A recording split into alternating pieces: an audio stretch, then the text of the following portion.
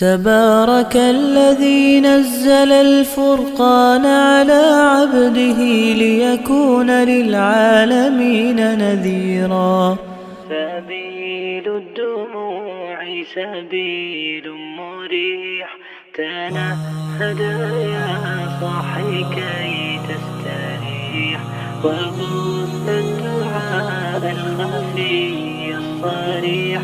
يسعك الفضاء الرحيم الفسيح. محمد صلی اللہ علیہ وسلم.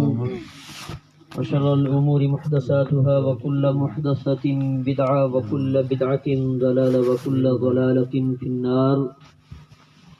اللهم صل على محمد وعلى آل محمد كما صليت على إبراهيم وعلى آل إبراهيم إنك حميد مجيد.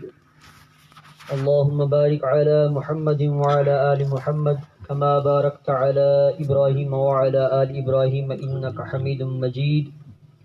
أعوذ بالله السميع العليم من الشيطان الرجيم من همزه ونفخه ونفسه. ولئن اجتمعت الإنس والجن على أن يأتوا بمثل هذا القرآن لا يأتون بمثله ولو كان بعضهم لبعض ظهيرا. مختصر حمد و ثنا کے بعد قرآن مجید سے متعلق اللہ سبحانہ و تعالیٰ کا جو چیلنج ہے، وہ جو تلاوت کی گئی آیت،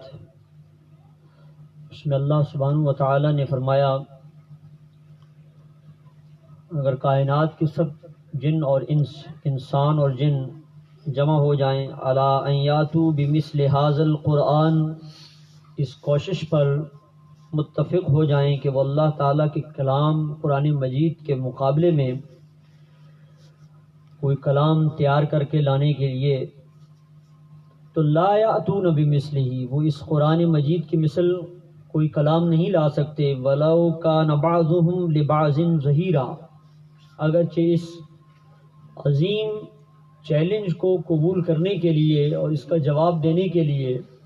ساری کائنات میں بسنے والے انسان اور جن اکٹھے کیوں نہ ہو جائیں، تمام وسائل اور تمام قوتوں کو اکٹھا کر کے بھی اللہ تعالیٰ کے کلام کا جواب نہیں دے سکتے. اتنا عظیم الشان کلام، لو انزلنا هذا القرآن على جبل لرأيته خاشعا متصدعا من خشية اللہ، کہ اگر اس کلام کو اللہ پہاڑ پر نازل کرتا، لرأيته، اے رسول آپ دیکھتے پہاڑ کا حشر کیا ہوتا، لرأيته خاشعا متصدعا من خشية اللہ، اللہ تعالیٰ کے ڈر سے وہ پھٹ جاتا، ریزہ ریزہ ہو جاتا. دوسرے مقام پر اللہ تبارک و تعالی نے فرمایا اللہ نزل احسن الحدیث کتابا متشابہا مثانیہ تقشعر منہ جلود الذین یخشون ربهم ثم تلین جلودهم وقلوبهم الى ذکر اللہ. اللہ سبحانہ و تعالی نے اپنا تعارف کرایا ہے کہ اللہ وہ ذات ہے جس نے بہترین کلام نازل کیا ہے انسانوں کی رشد و ہدایت کے لیے، ان کی رہنمائی کے لیے. احسن الحدیث، بہترین بات قرآن مجید.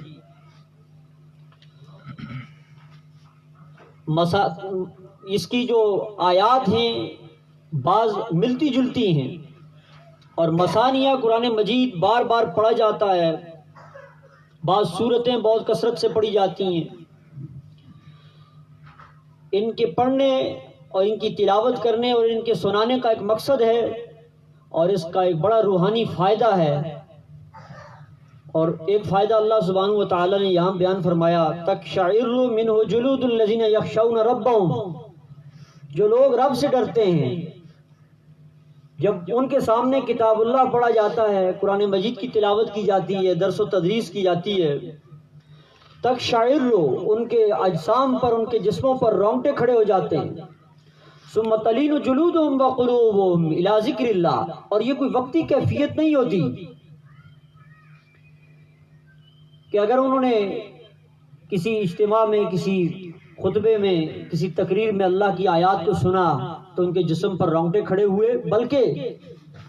ثم تلین جلودہم وقلوبہم الی ذکر اللہ، قرآن مجید براہ راست دلوں پر اثر کرتا ہے اور پھر ان کے جسم اور ان کے دل دونوں اللہ تبارک و تعالیٰ کے احکام کی فرمانبرداری کرنے کے لیے نرم پڑ جاتے ہیں۔ دلوں کا نرم ہونا یہ کلام اللہ کی برکت سے ہی ہو سکتا ہے۔ کیوں کہ میری اور آپ کی جو گفتگو ہوتی ہے انسانوں کی آپس میں، بعض اوقات جیسا کہ اصلاحاً بہت ساری باتیں کی گئی ہیں، بعض اوقات ایسا بھی ہوتا ہے کہ انسان جب ایک دوسرے کے ساتھ کلام کرتا ہے، اور اس چیز کا مشاہدہ اور تجربہ تقریباً آپ میں سے ہر شخص سے گزرا ہوگا کہ انسان چونکہ خطا کا پتلا ہے، اور یہ بعض اوقات جذبات اس کے اچھے ہوتے ہیں، جذبہ سینے میں خیرخواہی کا ہوتا ہے، لیکن الفاظ ٹھیک نہیں ہوتے یا موقع ٹھیک نہیں ہوتا۔ نصیحت کے لیے جہاں الفاظوں کا ٹھیک ہونا ضروری ہے، وہاں موقع کا لحاظ رکھنا بھی بہت ضروری ہے، کیونکہ انسان کی طبیعت ایک بہت بڑا امتحان ہے۔ بعض اوقات آپ بات بالکل ٹھیک کر رہے ہوتے ہیں لیکن موقع صحیح نہیں ہوتا، لہذا موقع اور الفاظ دونوں کا چناؤ کرنا یہ بھی حکمت، بصیرت اور دانشمندی کا بنیادی تقاضا ہے۔ تو اللہ سبحانہ و تعالیٰ کا جو کلام ہے یہ انسانوں کی فطرت اور اس کی طبیعت کو جھنجھوڑتا ہے، اس لیے جب وہ جھنجھوڑتا ہے، جب کلام اللہ پڑھا جاتا ہے اور جو لوگ معنی و مفہوم کو جانتے ہیں تو تقشعر ان کے اوپر ایک شعار کی کیفیت پیدا ہوتی ہے، ان کے رونگٹے کھڑے ہو جاتے ہیں۔ یہ تو 3 مقامات ہیں قرآن مجید کے جو آپ کے سامنے پڑھی ہیں، تینوں آیات۔ اب احادیث کی طرف آئیے تو ایک ایک سورت کی اپنی اپنی فضیلت ہے۔ سب سے پہلے دیکھیے کہ سورہ فاتحہ ہے، تو سورہ فاتحہ جو رقیہ بھی کہلاتی ہے، دم کے لیے پڑھی جاتی ہے، اور یہ وہ سورہ مبارکہ ہے جو قرآن مجید کا دیباچہ ہے، قرآن مجید کی تمہید ہے، اور اس کو فاتحہ کہتے ہی اس لیے کہ یہ قرآن مجید کا افتتاح کرتی ہے، اور اسے فاتحۃ الکتاب بھی اس لیے کہتے ہیں۔ اور یہ وہ سورہ مبارکہ ہے کہ جس کے نماز میں پڑھے نہ جانے کی وجہ سے وہ رکعت شمار نہیں ہوتی۔ جس رکعت میں آپ سے سورہ فاتحہ رہ گئی، بھولے سے رہ گئی یا تاخیر میں پہنچنے کی وجہ سے رہ گئی، آپ نہیں پڑھ سکے، وہ رکعت آپ کو دوبارہ دہرانی پڑے گی، تب جا کر آپ کی صلاۃ مکمل ہوگی۔ اور اسی طرح رسول اللہ صلی اللہ علیہ وسلم اس سورہ مبارکہ کو پڑھ کر دم فرمایا کرتے تھے۔ آگے چلیے، جب معوذتین قل اعوذ برب الفلق اور قل اعوذ برب الناس، جب یہ 2 سورہ مبارکہ نازل ہوئی جن کو معوذتین کہتے ہیں، تو اللہ کے رسول صلی اللہ علیہ وسلم جو اور الفاظوں سے دم فرمایا کرتے تھے، تو آپ نے وہ سب اوراد اور وظائف چھوڑ دیے جب معوذتین نازل ہوئی، اور بالخصوص جادو اور جنات کے جو اثرات ہوتے ہیں باذن اللہ، اللہ تعالیٰ کی تو اللہ تعالیٰ کی اذن سے، اللہ کے اذن کے بغیر کچھ نہیں ہو سکتا، تو اللہ تعالیٰ کے اذن سے جو کچھ جنات انسانی معمولات کے اندر دخل دیتے ہیں اور جو کچھ شرارت کرتے ہیں اس سے بچنے کے لیے، اور جو کچھ جادو کے اثرات اللہ کے اذن سے جو کچھ تکلیف مقدر میں ہوتی ہے، جو جادو کا اثر ہوتا ہے، تو اس کے لیے معوذتین اللہ کے رسول صلی اللہ علیہ وسلم کثرت سے پڑھا کرتے تھے اور اس کا وظیفہ فرمایا کرتے تھے۔ سورہ بقرہ، صحیح بخاری میں اللہ کے رسول صلی اللہ علیہ وسلم نے فرمایا جس گھر میں سورہ بقرہ کی تلاوت کی جاتی ہے اس گھر میں شیطان داخل نہیں ہوتا۔ یہ جنات کی جو دخل اندازی ہوتی ہے انسانی معمولات کے اندر، جو چھیڑ چھاڑ ہوتی ہے، تھوڑی، زیادہ نہیں، کیونکہ اگر زیادہ ہو تو یہ نظام عالم دھرم برم ہو جائے۔ انسانوں کے الگ معاملات ہیں، اور جنات جو اللہ تعالیٰ کی ایسی مخلوق ہے جو انسانوں کو دکھائی نہیں دیتی، اس لیے ان کو جن کہتے ہیں۔ تو جنات کا اپنا جہاں ہے، ان کی اپنی خوراک ہے، ان کا اپنا رہن سہن ہے۔ اور ویسے اللہ سبحانہ و تعالیٰ نے جنات کو بھی اور انسانوں کو بھی وما خلقت الجن والانس الا لیعبدون، جنات کو بھی اور انسانوں کو، دونوں کو اپنی عبادت ہی کے واسطے پیدا کیا ہے۔ تو جس طرح انسانوں میں شریر طبائع موجود ہیں، شرارتی ذہنیتیں موجود ہیں، اسی طرح جنات میں بھی ہیں۔ تو جنات میں جو شر والے عناصر ہوتے ہیں وہ انسانی معمولات کے اندر دخل اندازی کرتے ہیں، تو اس کے لیے سورہ بقرہ کا بڑا اہتمام کرنا چاہیے گھروں میں تلاوت کا۔ جو گھروں میں جتنی بھی پریشانیاں ہوتی ہیں، آپس کے الجھاؤ ہوتے ہیں، بالخصوص جو قریب ترین رشتہ ہوتا ہے جس کے ساتھ دونوں شوہر اور بیوی دونوں کا، چونکہ وہ دونوں مل جل کر ایک شاہراہ پر زندگی گزار رہے ہوتے ہیں، تو ان کے درمیان بہت سارے معاملات کے اندر مس انڈرسٹینڈنگ ہو جاتی ہے، تو اس میں بھی شیطانی قوت کار فرما ہوتی ہے۔ لہٰذا گھروں میں خیر و برکت کے لیے، گھروں میں جنات کی جو عمل دخل ہوتا ہے اور جو شرارتیں ہوتی ہیں ان سے بچاؤ کے لیے بھی سورہ بقرہ کی تلاوت بکثرت کرنی چاہیے۔ اسی طرح سورہ کہف، جس کی ابتدائی چند ہی آیات جو دجال کے فتنہ سے تحفظ کے لیے اللہ کے رسول صلی اللہ علیہ وسلم نے بتائی ہیں، تو وہ صرف پڑھنی نہیں ہے، مطلب یہ ہے کہ ان کا معنی و مفہوم بھی سمجھنا ہے کہ ان آیات کو کیوں منتخب کیا گیا ہے۔ سورہ کہف تو ویسے بھی بڑی عظیم الشان سورہ مبارکہ ہے، جس کے اندر اللہ سبحانہ و تعالی نے توحید کو بھی بیان کیا ہے، اور اس کے ساتھ ساتھ توحید پر قائم رہنے والے لوگوں کی عظیمت کہتے ہیں بڑی مشقت اور بڑی روحانی اور جسمانی تکلیف اٹھا کر کسی دین کے رکن کو ادا کرنا، یہ عظیمت کہلاتا ہے۔ اور یہ عظیمت، جیسا سورہ کہف کا نام سنا ہے آپ نے، تو اس کے اندر جو اصحاب کہف ہیں جنہوں نے بڑی عظیمت کا مظاہرہ کیا تھا، تو اللہ سبحانہ و تعالیٰ نے ان کا ذکر خیر جو ہے وہ بطور نمونہ کے قرآن مجید کی سورہ مبارکہ کے اندر نازل فرما کر اہل توحید کو ایک بڑی تسلی دی ہے، اور ان کے لیے ایک نمونہ پیش کیا ہے کہ اس نیلے آسمان کے نیچے اور اسی زمین پر جس پر ہم چل رہے ہیں، بس رہے ہیں، اس پر ایسے لوگ بھی تاریخ میں گزرے ہیں جنہوں نے اپنے ایمان کی تحفظ اور توحید پر استقامت کے لیے غار میں پناہ لی تھی۔ تو قرآن مجید کی اس طرح سورہ یوسف ہے، اس کو اللہ سبحانہ و تعالی نے اس کے اندر جو یوسف علیہ السلام کی جو داستان زندگی بیان کی ہے، اور جو ایک طویل سفر بیان کیا ہے، اور جو کچھ ان کے ساتھ گزرا ہے، زندگی کے جو مختلف موڑ آئے ہیں، جو کچھ ان کے جو بھائیوں نے ان کے ساتھ کیا ہے، تو وہ ایک بڑی سبق آموز اور بڑی دلچسپ داستان ہے، اور جو ہمیں ساتھ ساتھ یہ بھی بتاتی ہے کہ عروج سے پہلے کچھ مصائب اور مشکلات سے گزرنا پڑتا ہے، اور جو انتہائی خندہ پیشانی کے ساتھ، صبر و استقامت کے ساتھ کسی پریشانی سے گزر جاتا ہے، اللہ سبحانہ و تعالیٰ اس کا پھل اس کو دنیا میں بھی عطا کرتا ہے۔ اس کا تجربہ آپ میں سے بہت سارے لوگوں نے، میں یقیناً کہتا ہوں کہ یہ چونکہ انسان کی زندگی کے اندر صرف خوشیاں ہی نہیں ہیں بلکہ بہت ساری تکالیف اور پریشانیاں بھی آتی ہیں، تو جو لوگ تکالیف کو،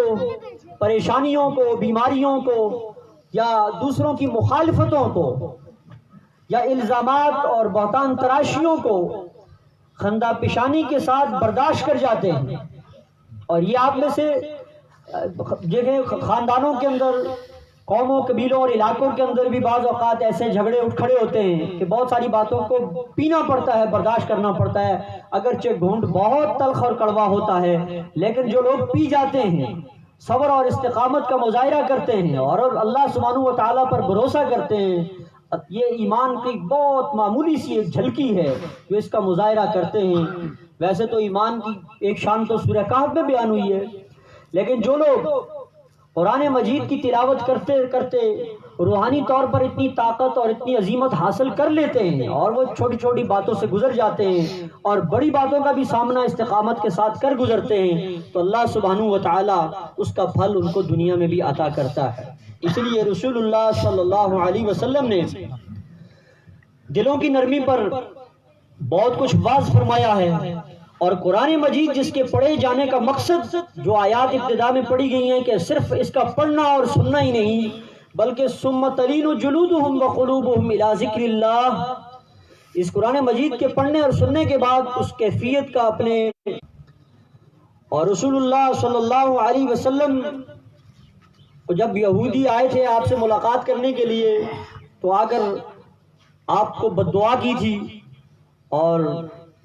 السلام علیکم کی جگہ السلام کہا تھا، معاذ اللہ کہ محمد تم پر موت، تو حضرت عائشہ رضی اللہ تعالیٰ عنہا جو بہت غصہ ہو گئی اس موقع پر اور دل برداشتہ ہو گئیں، تو انہوں نے کچھ برا بلا کہا جواباً، تو اللہ کے رسول صلی اللہ علیہ وسلم نے حضرت عائشہ صدیقہ رضی اللہ تعالیٰ عنہا کو روکا اور آپ نے فرمایا